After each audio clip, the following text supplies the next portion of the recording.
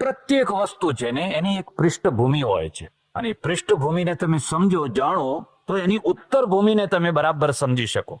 એમ ભગવદ્ ગીતા છે, એ ભગવદ્ ગીતાની પણ એક પૃષ્ઠભૂમિ છે. ઓચિંતાની પ્રગટ નથી થઈ એ, કોઈ કારણ વિના, કોઈ હેતુ વિના ઓચિંતાની એ પ્રગટ નથી થઈ ગઈ. એની પૃષ્ઠભૂમિને સમજવા જેવી છે. બીજી વાત એક યાદ રાખજો, સંપત્તિ મેળવવી બહુ કઠિન છે. સમૃદ્ધિ મેળવવી ને એ સરળ વાત નથી, બહુ કઠિન છે. જેને મેળવી હોય એને પૂછી જોજો, કેટલા ઉજાગરા કરો છો, કેટલું તપ કરો છો.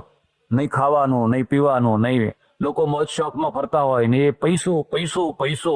સમૃદ્ધિ મેળવવી બહુ કઠિન છે, પણ મેળવેલી સમૃદ્ધિને સાચવવી એનાથી એ કઠિન. બાપ દાદાએ તમને સમૃદ્ધિનો ઢગલો આપી દીધો હોય, એ તો એમને મેળવી, હવે સાચવવાનું કામ તમારું છે, પણ સાચવવી એ એનાથી એ કઠિન છે.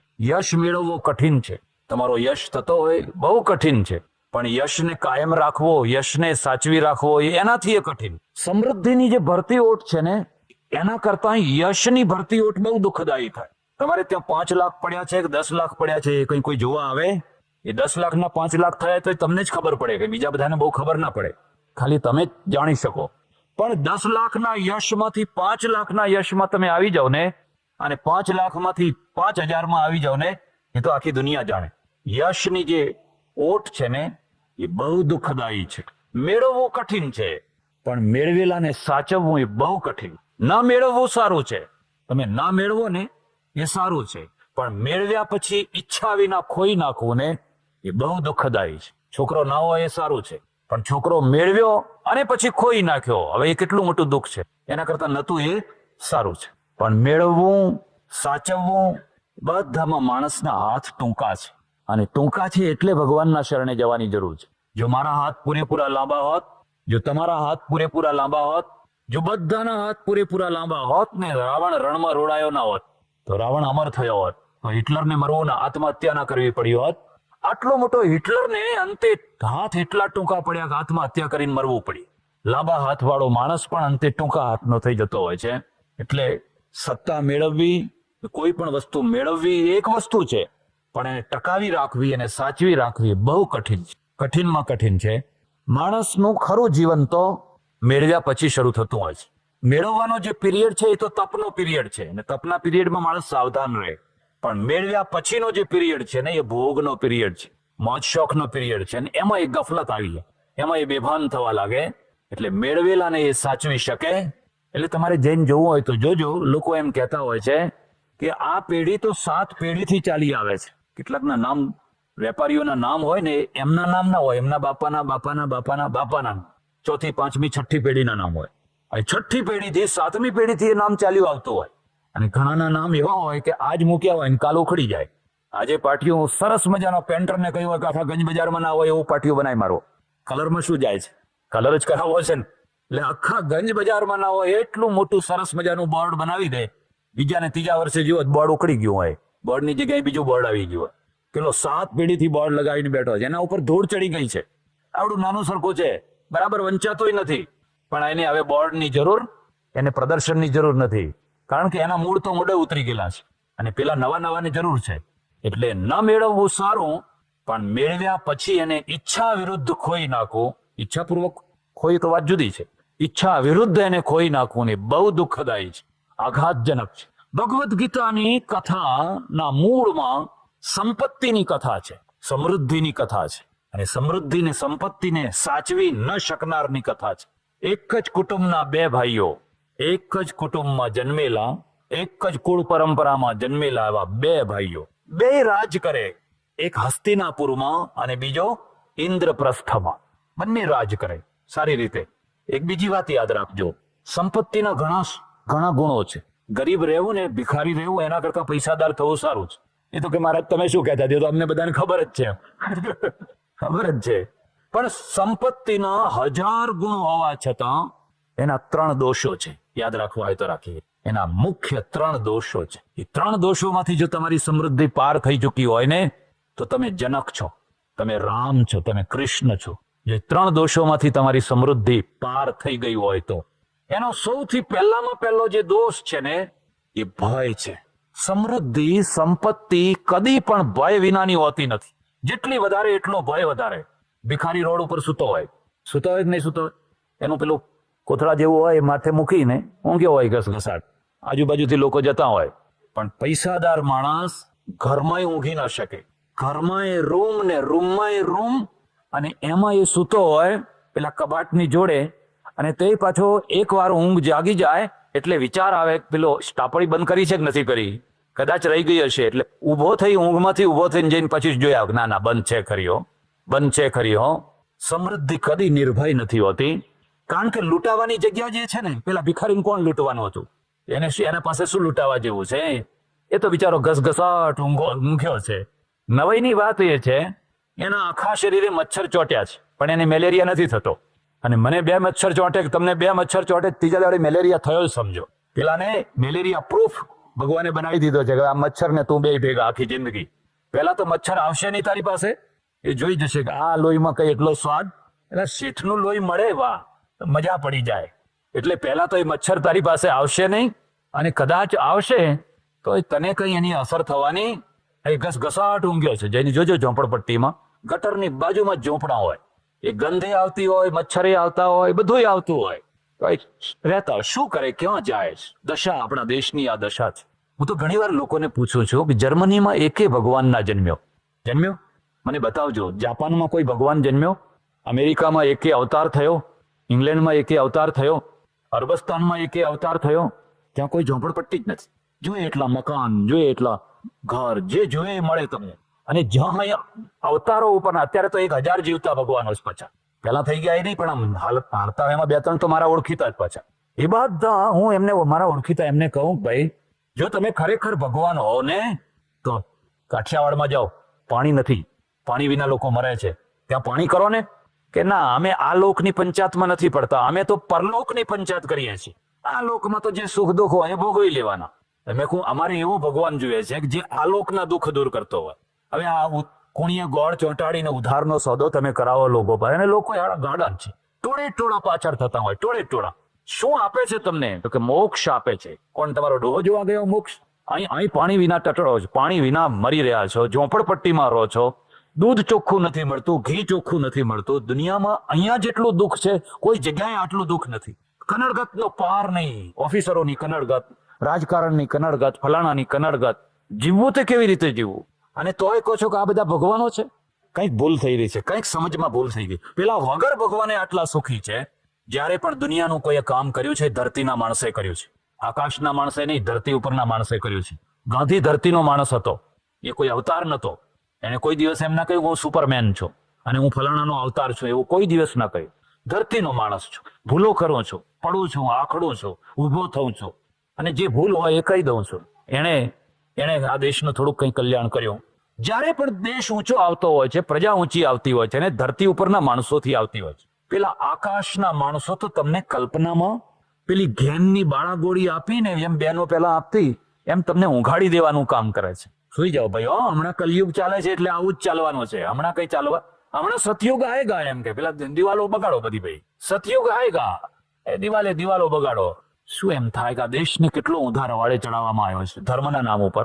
એટલે એને કોણ ઠેકાણે લાવે? પ્રજા જ એવી છે ને, એને જ આવું ગમે છે, એને પોતાને જ આવું ગમે છે કે તમે સાચી વાત કહો એના કરતા તમે એને કલ્પનામાં લઈ જાઓ, એને ચૂસો, એને લૂંટો, એને ખંખેરો, એને ચેલા બનાવો, એને પગ ધોઈને પીવડાવો, આરતીઓ, એ બધું એને ગમે છે, પણ સાચી વાત નથી ગમતી. એટલે આ દેશમાં તો સાચું બોલનાર હંમેશા માર ખાતો રહ્યો છે, એટલે આ દેશ દુર્બળ રહ્યો છે. એટલે આ સમૃદ્ધિના 3 દોષો છે. એમાં સૌથી પહેલામાં પહેલો છે, સમૃદ્ધિ કદી નિર્ભય ન હોય. તમારી 10 આંગળીએ વીંટીઓ પહેરી હોય, ગળામાં હાર પહેર્યા હોય, બધું જાત જાતનું બધું પહેર્યું હોય, અને પછી રાતના ટાઈમે એકલા અહીંથી કંઈક બીજે જવાનું હોય તો ફફડાટ થાય કે ના થાય? અને જેને કશું ના પહેર્યું હોય, કશું જ ના હોય, જબ્બામાં ગજવાય 2 ખાલી હોય, કોઈ સામે મળે ને તો એને કે ભાઈ ભાડાના પૈસા આવ્યા તો આપને, એસટીના પૈસા હોય તો. અમે એકવાર ગયેલા બધા સાથે ઘણા માણસો, એટલે મેં કહ્યું જો સાવધાન રહેજો, અહીંયા અછોડા તોડે છે. ફટોફટ કાઢીને ગજવા મૂકવા માંડે, ફટોફટ. જેવા મેં કહ્યું કઈ અછોડા તોડાય છે એની સાથે જ અછોડા કાઢી અને મૂકી દીધા. તમે પહેરો છો શું કામ? જરૂર શું છે? વગર અછોડે તમે અછોડા જ છો, શું કામ પહેરો છો? શું જરૂર છે એવી? અને જે લોકો બિલકુલ નથી પહેરતા એ તમારાથી કઈ હલકા નથી દેખાતા, કઈ ભૂંડા નથી દેખાતા. એટલે પહેલી વાત છે. બીજી વાત કહું છું, સમૃદ્ધિ છે ને એ કદી સ્પર્ધા વિનાની નથી હોતી. એનો બીજો દોષ છે. જેમ જેમ તમારી સમૃદ્ધિ વધે એમ સ્પર્ધા વધે. તમે જ્યારે બંગલો બનાવો ત્યારે બંગલામાં એક કાળજી રાખો કે આજુબાજુ જે થયા હોય એના કરતા એક વેંત ઊંચો થવો જોઈએ આપણો. તપાસ કરો એને બાથરૂમ કેવો બનાવ્યો છે, કે એને બાથરૂમ બનાવ્યો છે પેલા 8x8 નો કર્યો છે, આપણે 12x12 નો કરો એમ કે. પણ શેઠ 12x12 નો બાથરૂમમાં કરશો શું, ઊંઘશો કે તમારે નહીં જોવાનું. 12x12 નો કરો, એના કરતા દોઢો કરો. આ સ્પર્ધા છે. માણસને મનમાં એક પ્રકારની ગ્રંથિ હોય છે, મારા ઘોડાના આગળ કોઈનું ઘોડું આગળ ના નીકળવું જોઈએ. અને જ્યાં એમ ખબર પડે એ એનું ગળું હવે બાજુમાં થયું, નીકળવાની તૈયારીમાં છે, એટલે તરત જ લાય લાગે, આગ લાગે. કેમ કરું તો એના ઘોડાને પછાડાવું. ઓફિસરોને જઈને કહી આવે દરોડો પાડો એના ઘેર, દરોડો પાડો. એટલે એના ઘેર દરોડો પડશે તો પછી એ શાંતિથી બેસશે ખરો? એ તમારા માટે પછી એ દવા કરશે કે નહીં કરે? વેરમાંથી વેર વધે. તમને એમ ખબર પડે કોઈને ખબર નહીં પડવા દો, પણ ખબર પડ્યા વિના રે નહીં. અને ઝેરમાંથી ઝેર વધે. તમે એના ઘેર દરોડો પડાવો, એ તમારા ઘેર દરોડો પડાવે. અહીં તો ઘણું સારું છે. ગુજરાત ઉપર તો ભગવાનની દયા છે. આખા દેશમાં ફરી જોજો, યુપી અને બિહારમાં તો એવા વેપારીઓ છે જે એકબીજાના છોકરાનું અપહરણ કરાવડાવે છે. પેલા ગુંડાઓ હોય ને એમને કે પેલાનો છોકરો લઈ જા, 1,00,000 2 લાખ આપે પાછો આપજે, આવું કામ કરાવે છે. એટલે હવે એનો છોકરો હોય, પેલા મવાલી લોકો હોય, અસામાજિક તત્વો હોય, એમના જ ઉભા કરેલા ઉપાડી જાય. પછી કઈ 1,00,000 આપો 2 લાખ આપો, હવે પેલાને તો નહીં તો મારીને ટુકડા કરી નાખશું, એટલે આપવા પડે. પણ પછી હવે એ શાંતિથી બેસવાનો હતો ખરો? પછી એને બધી ખબર પડે કે પેલા એ કર્યું, તો હવે પછી તારો વારો. અને એમને એમ દુખી થઈ રહ્યા છે. એ તો ઘણું સારું છે. તમે સંપીને રહો છો, એકબીજાનું ભલું જોઈને રહો છો, ભલું ઈચ્છીને રહો છો. પણ સંપત્તિ છે ને, તમે બિરલા થાવ કે ટાટા થાવ, પણ તમારા અંદર એક રહીને થયા કરશે કે બીજો કોઈ ટાટા ના થવો જોઈએ. અને જો થતો હોય તો એને રોકો, એને અટકાવો, એને ગબડાવો.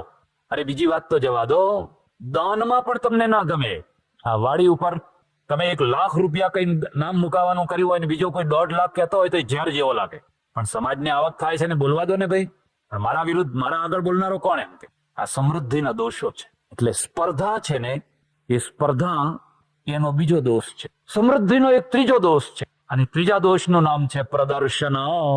યાદ રાખીએ, સમૃદ્ધિનું સુખ ભોગવવામાં નથી, ભોગવવામાં તો બહુ ઓછું છે, પણ બતાવવામાં બહુ છે. બતાવવામાં, પ્રદર્શનમાં બહુ હોય છે. તમે એક નવો સૂટ તૈયાર કરાવો છો, કપડું ફોરેનનું લાવો છો, અને અમદાવાદનો કે મુંબઈનો કોઈ ખાસ દરજી હોય ને એની પાસે સૂટ બનાવડાવો છો. હવે સૂટ પછી પહેરો છો ક્યારે? રાત્રે સૂતી વખતે પહેરો છો? રાત્રે સૂતી વખતે તો આટલી ચડ્ડી પહેરીને હોઈ જાઓ છો, 2-5 રૂપિયાની. ત્યારે પહેરો છો ક્યારે?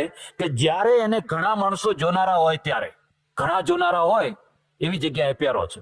હવે માનો કે ઘણા લોકો જોનારા હોય એવા ટાઈમે તમે આ સૂટ પહેરીને ગયા, પણ જોનારા બધા એવા વૈરાગી હોય, બધા કોઈ તમારા તરફ ધ્યાને ના આપે, કોઈ તમારા તરફ નજરે ના કરે, ત્યારે તમને સુખ થશે કે દુઃખ થશે? તમને થશે કે આટલો હું સૂટ પહેરીને આવ્યો છું પણ કોઈ મારા સામે જોતોય નથી. આ બધા કદર વિનાના માણસો છે, ઊંઝાના માણસોને કઈ કિંમત નથી. પણ હવે માનો કે એમાંથી એકાદ માણસ નીકળી આવે અને આમ લલચાયેલી નજરે તમારો કોટ જોયા કરે, ટગર ટગર ટગર ટગર ટગર ટગર. એ કોટ જોયા કરે એટલે તમને કઈ સુખ આવે, કઈ સુખ આવે કે હા એક નીકળ્યો ખરો, જોનારો એક નીકળ્યો ખરો. પછી એ તમારી નજીક આવે, હા હાથ ફેરવે, કેવું પડ્યો, કાપડ બહુ સરસ છે, કેવું પડ્યો, બહુ સરસ કાપડ છે, કઈ મિલનું છે, ક્યાંથી લીધું તું? અને તમને પછી પાનો ચડે, હા હવે કઈક જોનારો, આ તો ફોરેનનું છે, અહીં થોડું મળે છે આવું કાપડ અહીં મળતું હશે, આ તો ફોરેનનું છે. કેવું પડ્યો, બહુ સરસ કાપડ છે. કયા દરજીએ સીવે? તો ફિટિંગ પણ બહુ ફાઇન છે, એનું ફિટિંગ પણ બહુ સરસ છે. આ તો મુંબઈના દરજીએ સીવ્યો છે. ઊંઝાના દરજીને સીવતા આવડતો હશે? ઊંઝામાં બધા ડોબા રહે છે એમ કે ઠેઠ મુંબઈ જઈને સીવડાયો છે. અને પછી કઈ આનંદ આવે. હવે જો એ કોટ સુખરૂપ હોય તો રાત્રે ઊંઘતી વખતે પહેરીને હોઈ જાવ ને? ના, એ ભોગવવામાં સુખ નથી, બતાડવામાં સુખ છે. બતાડવામાં સુખ છે. અને બતાડવામાં પણ વધારે સુખ ક્યારે આવે છે? જ્યારે બીજાના પાસે આવું ન હોય અને એ બળતો થાય ત્યારે ખરું સુખ આવે. લો હવે તમે બધા બળો. મારા એક ઓળખીતા સજ્જન અમેરિકામાં રહે છે, એમના ઘેર ઉતરેલો. એમના પિતાશ્રી આવ્યા, દેશમાંથી આવ્યા એટલે પેલા છોકરો મને કહે, બાપુ શું વાત કરું, હવે આ ડોહાએ આવીને મારી તો ઉપાધિ શરૂ કરી દીધી છે. મેં કહ્યું કેમ, શું ઉપાધિ શરૂ કરી છે? કે જેવા એરપોર્ટ ઉપર ઉતર્યા એની સાથે જ મને પહેલો ઓર્ડર કર્યો કે જો આ દેશમાં જે સારામાં સારી ગાડી મળતી હોય ને એ મારે લઈ જવી છે, ખરીદીને રાખજે તૈયાર. 1-2 મહિના રહીને હું જઉં તો જતી વખતે મારે અહીંની સારામાં સારી ગાડી લઈ જવી છે. તો મેં એમને સમજાવ્યા કે અહીંની ગાડી ના લઈ જવાય. અહીંની ગાડીની ડ્યુટી જ 3 ગણી થઈ જાય. એ લાખ રૂપિયાની ગાડી હોય તો 3 લાખ તો એની ડ્યુટી ના ભરવા પડે. તો કે ભરશું, તું જ ભરજે એમ કે, ભરજે એમ કે. પણ બાપુ એ ગાડી પેટ્રોલ બહુ ખાય. આપણી એમ્બેસેડર છે 10-11 1 લીટરમાં 10-11 ચાલે કિલોમીટર. અને આ તમે જે ગાડી કહો છો એ તો 3 થી 4 કિલોમીટર જ ચાલે. પરવડશે નહીં. કે ભલે જે થતું હોય થાય, એના સ્પેર પાર્ટ નહીં મળે, બહુ મોંઘી પડી જશે. એના કરતા ત્યાંની ગાડી લેજો ને, તમને સારું રહેશે. તું સમજ્યો નહીં એમ કે મારે તો અહીંની જ ગાડી લઈ જવી છે. પણ આ ગાડી તમને નહીં પરવડે. કે તું સમજ્યો નહીં, મારે ગંજ બજારમાં આટો મારવો છે. ગંજ બજારમાં એકવાર સવારે ને એકવાર સાંજે આટો મારવો છે. કે બધાને મારે ભાળવા છે. પેલા બધા દુકાની ઉપર બેઠા હોય ને એ બધા જુએ કો હો કેવું પડ્યો હો, આપણા પાસે આવી ગાડી મારે બધાને બાળવા છે. હવે પેલો છોકરો મને કહે હવે મારે આ ડોહાને કેમ સમજાવવા. એ હઠે ચડ્યા છે કે અહીંની ગાડી લઈ જવી છે. અને ભોગવવા માટે નથી લઈ જવી, પણ પેલા બીજાને બાળવા માટે લઈ જવી. મેં કહ્યું એ ડોહાને કહેજો કે ગાડી બીજાને નહીં બાળે, એ તમને જ બાળશે. જયારે પેટ્રોલનું બિલ આવશે, જયારે સ્પેર પાર્ટના બિલ આવશે, જયારે ગાડી મોંઘી પડશે ત્યારે બીજાને નહીં બાળે, પણ એ તમને જ બાળશે. સમૃદ્ધિ છે ને, એ આ સમૃદ્ધિની એક ખાસિયત છે કે પોતે ભોગવવામાં એટલું સુખ નથી આપતી જેટલું પ્રદર્શનમાં સુખ આપે છે. અને પ્રદર્શનમાં પણ જેની પાસે ન હોય, જે લલચાયા કરતો હોય, એવા આગળ પ્રદર્શન કરવામાં એ વધારે સુખ આપતી હોય. મારા એક ઓળખીતા સજ્જન છે, ભૂલે ચૂકે તમે જો એમના ઘેર મળવા ગયા, હવે અત્યારે તો દેવ થઈ ગયા છે અને જીવતા ત્યારે વાત કરું છું, તો ભૂલે ચૂકે તમે એમના ઘેર મળવા જાઓ એટલે તમને બોલવા જ ના દે. તમારે એક અક્ષરે બોલવાનો નહીં, એ બોલે ને તમારે સાંભળવાનું. ઘણા રેડિયો હોય ને એમાં ઓન બટન તો હોય પણ ઓફ બટન હોય જ નહીં. એ રેડિયો ઓફ થાય જ નહીં. કંટાળી જાવ, તમે ત્રાસી જાવ, તમે ઉભા થાવ, તમને પછી આમ બટન પકડીને બેહાડે, બેસો. અરે ભાઈ મગજ એટલે ઘણી વાર તો લોકો શું એમનું એક ખાનગી નામ પાડી દીધું હોય. ખાનગી નામ શું? એસ્પ્રો. કોના ત્યાં જાઉં છો? પેલા એસ્પ્રો ના ત્યાં જાઉં છું એમ કે, એનેસિન ના ત્યાં જાઉં છું. એટલે 1-2 એસ્પ્રો લઈને જવાનું. એ તમારે બોલ એટલું બોલ કરે કે તમારું મગજ ચડી જાય, તમને ખસવા ના દે. એટલે બધી વાતો કરે, મારે આમ ને મારું આમ ને મારું આમ ને મારું ફલાણું આમ ને આ પેઢીમાં આમ ને ફલાણામાં આમ ને. પછી તમે ઉઠવાની તૈયારી કરો, તમે ના બેસો. કબાટ ખોલે ને આવડો મોટો એક દાબડો છે ને, ઘરેણાનો દાબડો લઈ આવે. જો આ પેલી છોકરીને કરી આપ્યું, આ વહુને કરી આપ્યું, આ ફલાણાને કરી આપ્યું, આ ફલાણાને કરી આપ્યું. હવે બધો દાબડો તમારા આગળ મૂકીને બતાવ્યો બધો. હવે સંસારી માણસો એ તો બરાબર છે, પણ મારા જેવા આગળ એ દાબડો કાઢીને મૂક્યો હોય ને મને બતાવે, જો આ નંગ છે એ આટલાનું છે. મેં કહું તો મોટું નંગ જ જોઈ રહ્યો છું. આ નંગ કરતા જે મોટું નંગ છે ને એ મોટું નંગ જ હું તો જોઈ રહ્યો છું.